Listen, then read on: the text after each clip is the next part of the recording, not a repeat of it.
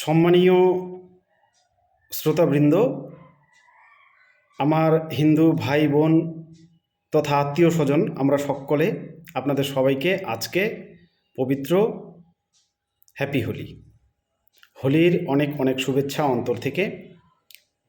এই ভিডিওতে বেশ কয়েকটি অত্যন্ত গুরুত্বপূর্ণ বিষয় নিয়ে আলোচনা করব। তার মধ্যে একটা হচ্ছে সুপ্রিম কোর্টের রায়।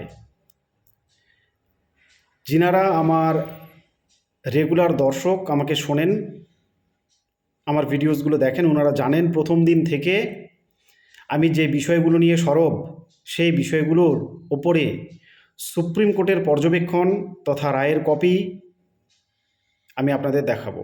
বিষয়গুলো হচ্ছে ভারতবর্ষের লিটারেসি এর শতাংশ কতখানি, এবং তার উপরে ডিপেন্ড করে নাম বা পদবীর ভুল, ডেট অফ বার্থ ভুল, ডকুমেন্টস আছে কি নেই, এগুলোর উপরে বেস করে তাদেরকে দোষী সাব্যস্ত করা যায় কি না। যদি তারা দোষী হয়, তাহলে যে গভর্নমেন্ট তাদেরকে সেই বানান ভুলের কেসগুলো ধরার মতো শিক্ষা দিতে পারেনি বা ডকুমেন্টসগুলো ঠিক করে তৈরি করে দিতে পারেনি, তাদের আধিকারিকরাই যেখানে ডকুমেন্টসগুলোতে ভুল করেছে, এর জন্য দায়ী কে, সেটা অনেকটা বুঝে যাবেন। সুপ্রিম কোর্টের রায়ের কপি। কেসটা আসামে এই পশ্চিমবঙ্গের চাইতে যে আরও বড় কিছু হয়েছিল, সেটার উপরে বেস করে অনেককেই এখানে যেমন আন্ডার অ্যাডজুডিকেশন করা হয়েছে, ওখানে ডি স্ট্যাম্প মারা হয়েছিল। সেই ডি স্ট্যাম্পের এগেনস্টে যে কেসগুলো সুপ্রিম কোর্ট অবধি গিয়েছিল, সেই সুপ্রিম কোর্টের রায়ের কপি আপনাদের আমি দেখিয়ে ব্যাখ্যা করে বোঝাবো। এবং এতদিন যাবত প্রত্যেকটা ভিডিওতে আমার প্রায় শুরুর দিন থেকে আমি যে কথাগুলো বলে এসেছি, সেগুলোতে লজিক ছিল কি না, শুধুমাত্র নামের একটা অক্ষরের ভুলের কারণে, নিজের বা বাবার নামের কিংবা আত্মীয় স্বজনের নামের অক্ষরের ভুলের কারণে মানুষের নাগরিকত্ব নিয়ে যে প্রশ্ন তোলা যায় না, সেটা এই রায়ের কপিটা দেখলে আপনাদের কাছে পরিষ্কার হয়ে যাবে। এবং এই রায়ের কপি তথা এখানে এই ভিডিওতে যতগুলো ডকুমেন্টস আমি দেখাবো, প্রত্যেকটা গুরুত্বপূর্ণ এবং ইললজিক্যাল ডিসক্রিপেন্সিতে ভরা। সেগুলো আমার টেলিগ্রাম চ্যানেলেও আমি দিয়ে দেবো, যে টেলিগ্রাম চ্যানেলের লিঙ্ক আপনারা ডিসক্রিপশন বক্সে পেয়ে যাবেন।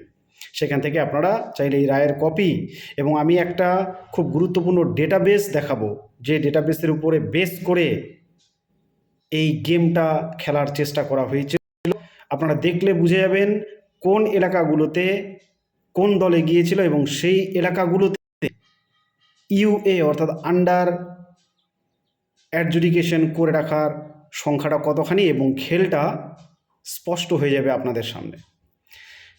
এরপরে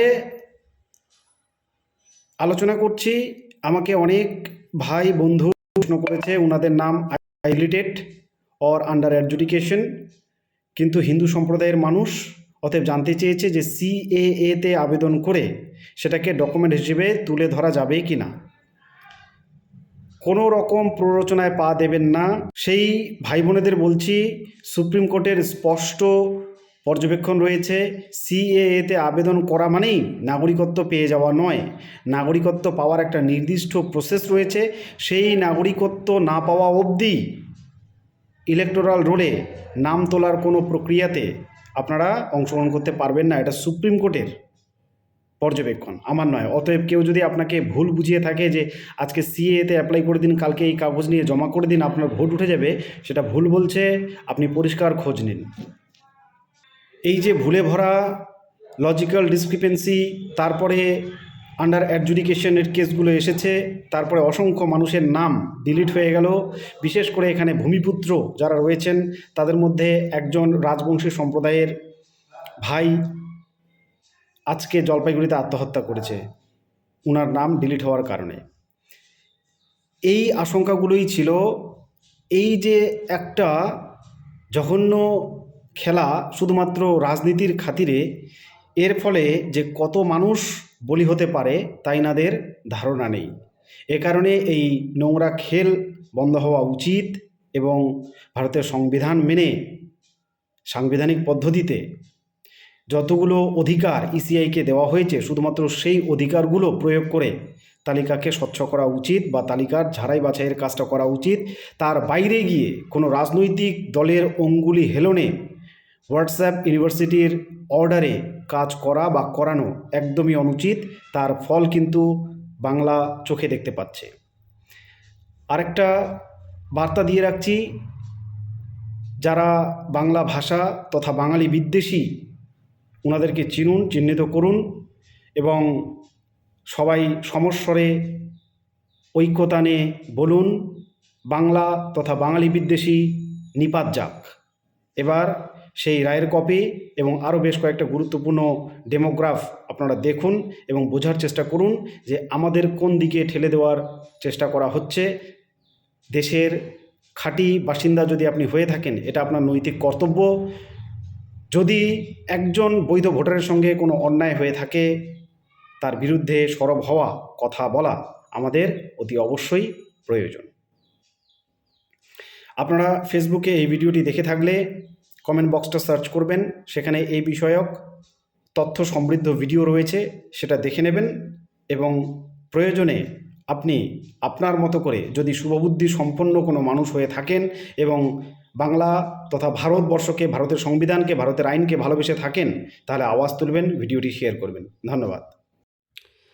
আপনাদের সামনে সুপ্রিম কোর্টের সেই জাজমেন্টের রিপোর্ট কপিটা আমার হাতে আপনাদের পড়ে শোনাচ্ছি। এখানে বেশি সময় নেব না, রায়ের যে মেইন কপি সেখানে আপনাদের নিয়ে যাব। এখানে শুধু দেখাচ্ছি, in the supreme court of India civil appellant jurisdiction.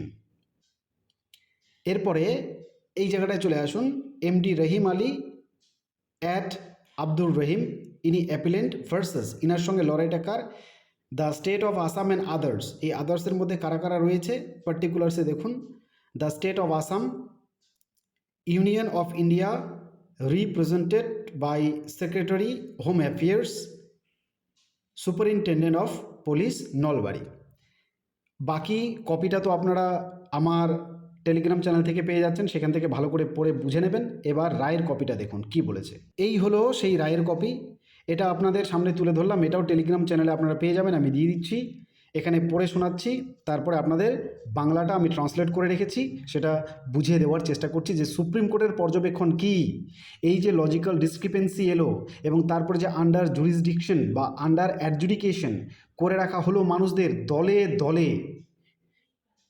সেটা নিয়ে সুপ্রিম কোর্টের পর্যবেক্ষণ কি দেখুন। প্রথমে বলেছে, nothing and entering the names and date of births as also the addresses of the person while making preparatory surveys for the purpose of preparing the electoral rolls cannot visit the appellant with dire consequences. Dire বলেছে ভয়ানক পরিণতি, ভয়ানক পরিণতি হতে পারে না।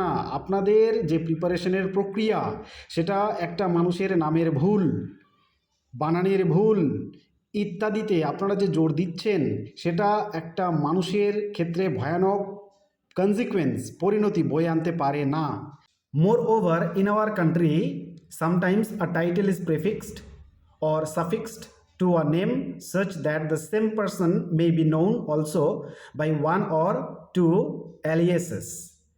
বলা হচ্ছে আমাদের দেশে অনেক সময় পদবিটা নামের আগে কিংবা পরেও বসে, এক্ষেত্রে ওই একই ব্যক্তি দুই নামে, এলএসএস মানে দুই নামে পরিচিত হতে পারে। The tribunal seem to have been totally oblivious to all this. এই যে ট্রাইব্যুনাল যেখানে কেসটা হয়েছে, এই ট্রাইব্যুনাল যে সমাধান করতে পারেনি, তারপরে সুপ্রিম কোর্টে গিয়েছে, তো ট্রাইব্যুনালকে বলছে যে ট্রাইব্যুনাল মনে হচ্ছে এইগুলো ব্যাপার সম্পর্কে ভারতের একদমই উদাসীন, তারা হয় জানে না বা জেনেও না জানার ভান করছে। তারপরে বলেছে, the state of Assam as per the census 2011 boasts of 72.19% literacy rate with females at 66.27% and males at 77.85%. এই জায়গাটা অত্যন্ত ভালো করে বুঝবেন, আমি বাংলাতেও বুঝাচ্ছি আপনাদেরকে সুন্দর করে দেখিয়ে, ট্রান্সলেট করেছি আমি। তো বলা হচ্ছে লিটারেসি রেট সম্পর্কে 2011-তে যে সেন্সাস হয়েছিল তার উপর বেস করে লিটারেসি রেট কত দেখুন। ফিমেলদের মধ্যে মাত্র 66.27% এবং মেলদের মধ্যে 77.85%, অন অ্যান অ্যাভারেজ 72.19% আমাদের ভারতে 2011 সালে শিক্ষার হার ছিল।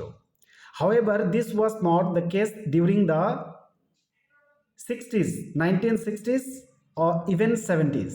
কিন্তু এই ব্যাপারটা 1960 বা 70-এর দশকে আবার ছিল না। অর্থাৎ বলতে চাচ্ছে এই যে শিক্ষার হার অন এন অ্যাভারেজ 72.19%, এটা কিন্তু 1970 বা 1960-এর দশকে একদমই ছিল না।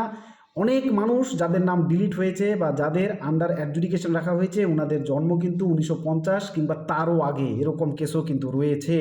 তো ওনাদের তাহলে শিক্ষাগত যোগ্যতা কতখানি ছিল আরও শুনুন।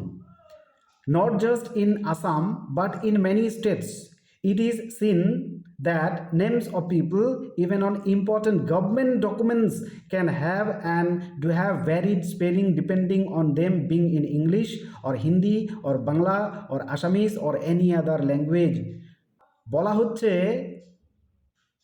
এমনকি অত্যন্ত গুরুত্বপূর্ণ সরকারি নথিতেও একজন মানুষের নামের পদবীর বানানে ইংরেজি থেকে বাংলা, বাংলা থেকে ইংরেজি কিংবা ভারতের যতগুলো ভাষা আছে সেগুলোতে ট্রান্সলেট করতে গেলে ভুল ভ্রান্তি হতে পারে বা থাকতে পারে। Moreover, names of persons which are written either by the persons preparing the voter list or by the personal making। আচ্ছা, এই অবধি পরের পেজটা আমার আর এখানে অ্যাড করা হয়নি। যাই হোক, এটুকুই আশা করছি যথেষ্ট। এবার পরিষ্কার করে সুন্দর বাংলাটা দেখে নিন এই পেজের কি বলেছে সুপ্রিম কোর্টের পর্যবেক্ষণটা। শুনুন, ভোটার তালিকা তৈরির জন্য প্রস্তুতিমূলক জরিপ করার সময় ব্যক্তির নাম, জন্ম তারিখ এবং ঠিকানা উল্লেখ করা এবং প্রবেশ করানো আপিলকারীর কাছে ভয়াবহ পরিণতি বয়ে আনতে পারে না। তাছাড়া আমাদের দেশে কখনো কখনো একটি নামের আগে একটি পদবি যুক্ত করা হয় যাতে একই ব্যক্তি এক বা দুটি উপনামেও পরিচিত হতে পারে। ট্রাইব্যুনাল এই সমস্ত বিষয়ে সম্পূর্ণরূপে অজ্ঞ বলে মনে হচ্ছে। এটা সুপ্রিম কোর্টের বক্তব্য, আমার নয়। 2011 সালের আদমশুমারি অনুসারে আসাম রাজ্যে সাক্ষরতার হার 72.19%, যেখানে নারীদের সাক্ষরতার হার 66.27% এবং পুরুষদের সাক্ষরতার হার 77.85%। তবে 1960 এমনকি 1970-এর দশকে এটি ছিল না, অর্থাৎ এমন শিক্ষার হার ছিল না। কেবল আসামে নয়, অনেক রাজ্যে দেখা যায় যে গুরুত্বপূর্ণ সরকারি নথিতেও মানুষের নামের বানান ইংরেজি, হিন্দি, বাংলা, অসমিয়া বা অন্য কোনো ভাষার উপর নির্ভর করে বিভিন্ন রকম হতে পারে এবং থাকে। তাছাড়া ভোটার তালিকা প্রস্তুতকারী ব্যক্তিদের দ্বারা বা তালিকা তৈরিকারী কর্মীদের দ্বারা লেখা ব্যক্তিদের নাম, এখানে শেষ লাইনটা ইনকমপ্লিট রয়েছে কারণ পরের পৃষ্ঠাটাতে রয়েছে, পরের পৃষ্ঠাটার ইম্পর্টেন্ট মনে হয়নি, আমি এখানে আনিনি।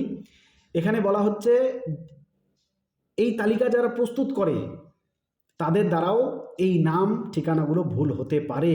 অতএব এই নামের ভুলের কারণে শুধুমাত্র সেই ব্যক্তিকে দোষী সাব্যস্ত করে তার নাগরিকত্বের উপর প্রশ্নচিহ্ন দেওয়া যায় না। এটা কিন্তু সুপ্রিম কোর্টের পর্যবেক্ষণ, আমার নয়।